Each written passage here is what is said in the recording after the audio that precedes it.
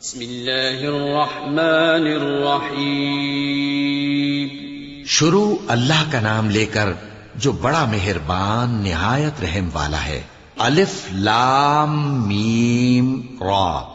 اے نبی، یہ کتاب الہی کی آیتیں ہیں اور جو کچھ تمہارے پروردگار کی طرف سے تم پر نازل ہوا ہے حق ہے، لیکن اکثر لوگ ایمان نہیں لاتے. اللہ وہی تو ہے جس نے ستونوں کے بغیر آسمان جیسا کہ تم دیکھتے ہو اتنے اونچے بنائے، پھر عرش پر جلوہ افروز ہوا اور سورج اور چاند کو کام میں لگا دیا. ہر ایک میعاد معین تک گردش کر رہا ہے. وہی دنیا کے کاموں کا انتظام کرتا ہے.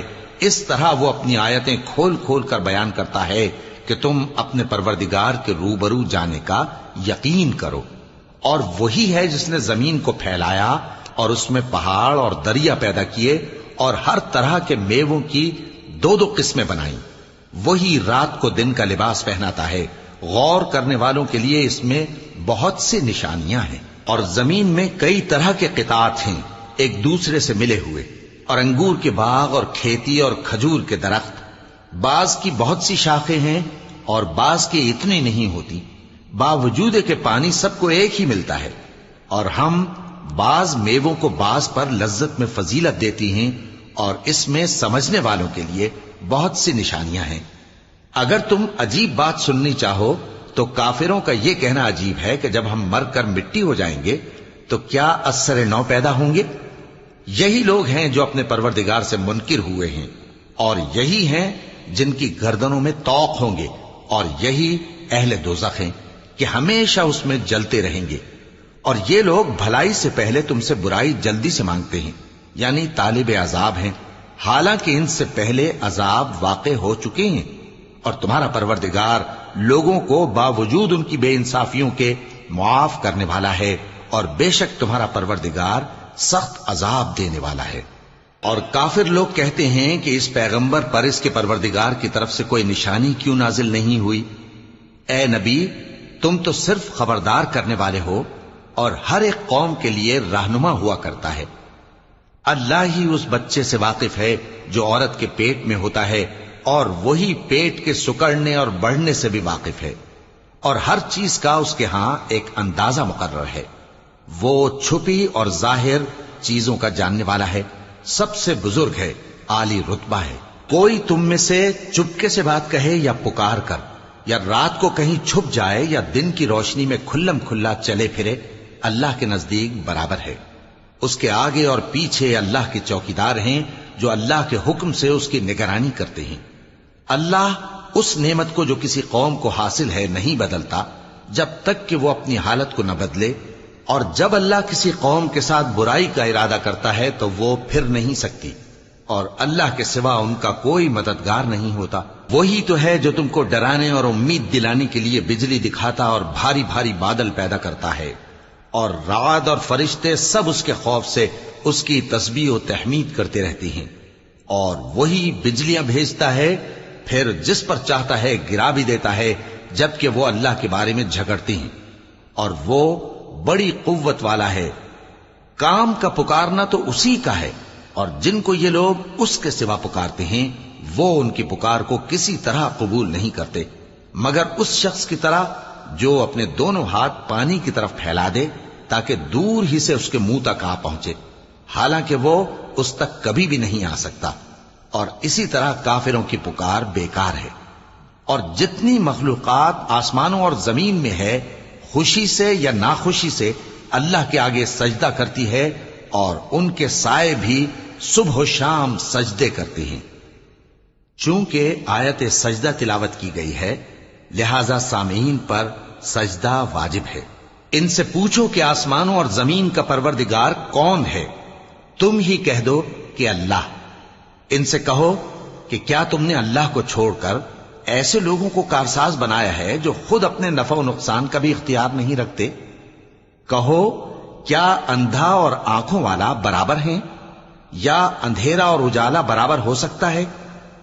بھلا ان لوگوں نے جن کو اللہ کا شریک مقرر کیا ہے، کیا انہوں نے اللہ کسی مخلوقات پیدا کی ہے جس کے سبب ان کے لیے مخلوقات مشتبہ ہو گئی ہے؟ کہہ دو کہ اللہ ہی ہر چیز کا پیدا کرنے والا ہے، اور وہ یکتا ہے، بڑا زبردست ہے۔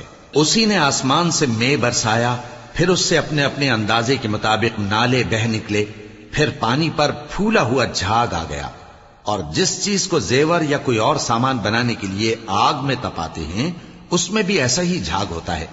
اس طرح اللہ حق و باطل کی مثال بیان فرماتا ہے۔ سو جھاگ تو سوکھ کر زائل ہو جاتا ہے، اور پانی جو لوگوں کو فائدہ پہنچاتا ہے وہ زمین میں ٹھہرا رہتا ہے۔ اس طرح اللہ صحیح اور غلط کی مثالیں بیان فرماتا ہے تاکہ تم سمجھو۔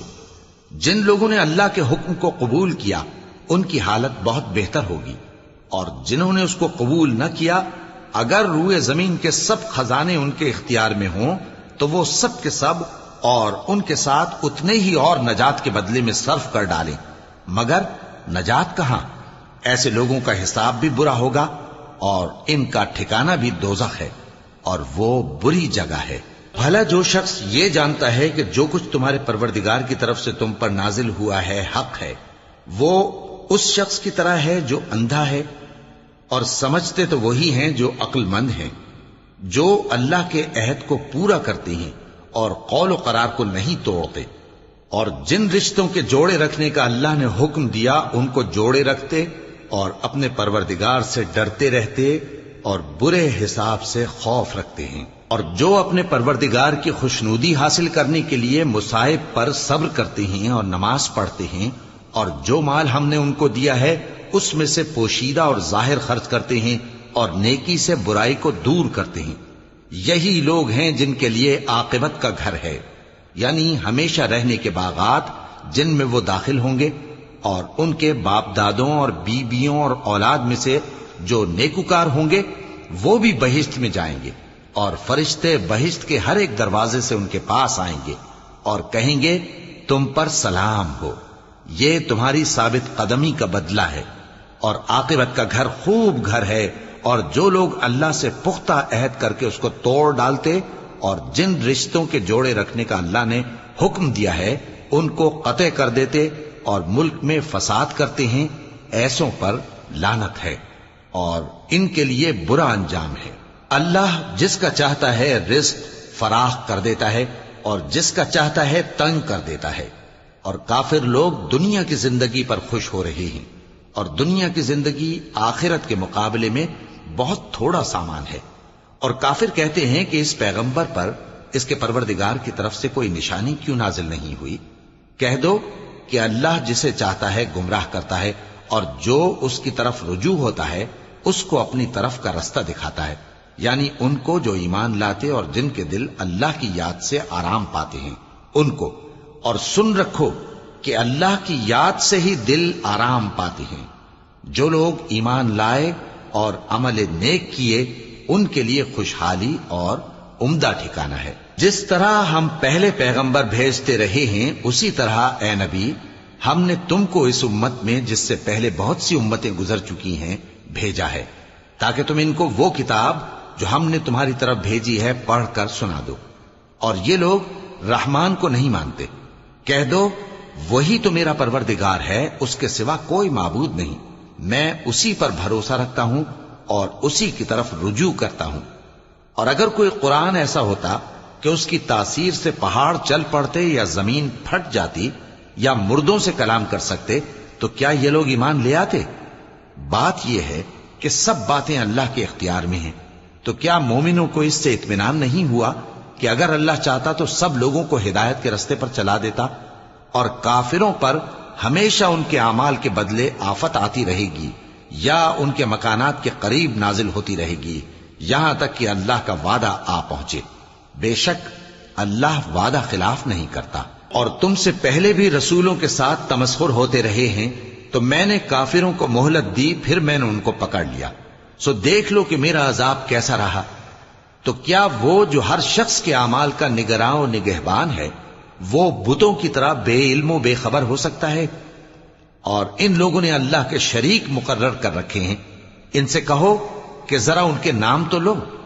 کیا تم اسے ایسی چیزیں بتاتے ہو جو روئے زمین پر ہیں اور اسے معلوم نہیں، یا تم لوگ محض سطحی بات کی تقلید کرتے ہو؟ اصل یہ ہے کہ کافروں کو ان کے فریب خوبصورت معلوم ہوتے ہیں، اور وہ ہدایت کے رستے سے روک لیے گئے ہیں، اور جسے اللہ گمراہ رہنے دے اسے کوئی ہدایت کرنے والا نہیں۔ ان کو دنیا کی زندگی میں بھی عذاب ہے اور آخرت کا عذاب تو بہت ہی سخت ہے، اور ان کو اللہ کے عذاب سے کوئی بھی بچانے والا نہیں۔ جس جنت کا پرہیزگاروں سے وعدہ کیا گیا ہے اس کی شان یہ ہے کہ اس کے نیچے نہریں بہ رہی ہیں، اس کے پھل ہمیشہ باقی رہنے والے ہیں اور اس کے سائے بھی۔ یہ ان لوگوں کا انجام ہے جو متقی ہیں، اور کافروں کا انجام دوزخ ہے۔ اور جن لوگوں کو ہم نے کتاب دی ہے وہ اس کتاب سے جو تم پر نازل ہوئی ہے خوش ہوتی ہیں، اور بعض فرقے اس کی بعض باتیں نہیں بھی مانتے۔ کہہ دو کہ مجھ کو یہی حکم ہوا ہے کہ اللہ ہی کی عبادت کروں اور اس کے ساتھ کسی کو شریک نہ بناؤں۔ میں اسی کی طرف بلاتا ہوں اور اسی کی طرف مجھے لوٹنا ہے۔ اور اسی طرح ہم نے اس قرآن کو عربی زبان کا فرمان بنا کر نازل کیا ہے، اور اگر تم علم آ جانے کے بعد ان لوگوں کی خواہشوں کے پیچھے چلو گے تو اللہ کے سامنے کوئی نہ تمہارا مددگار ہوگا اور نہ کوئی بچانے والا۔ اور اے نبی، ہم نے تم سے پہلے بھی پیغمبر بھیجے تھے اور ان کو بیویاں اور اولاد بھی دی تھیں، اور کسی پیغمبر کے اختیار کی بات نہ تھی کہ اللہ کے حکم کے بغیر کوئی نشانی لے آتا۔ ہر حکم قضا کتاب میں لکھا ہوا ہے۔ اللہ جس چیز کو چاہتا ہے مٹا دیتا ہے اور جس کو چاہتا ہے باقی رکھتا ہے، اور اسی کے پاس اصل کتاب ہے۔